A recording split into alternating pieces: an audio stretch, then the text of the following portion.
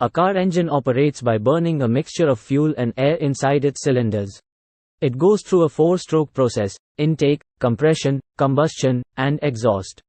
During the intake stroke, the piston moves downward, allowing the intake valve to open and draw in a mixture of fuel and air. In the compression stroke, the piston moves upward, compressing the fuel-air mixture.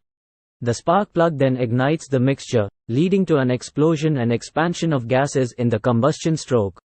Finally, the exhaust stroke pushes out the waste gases through the open exhaust valve. This process converts chemical energy into mechanical energy, powering the vehicle.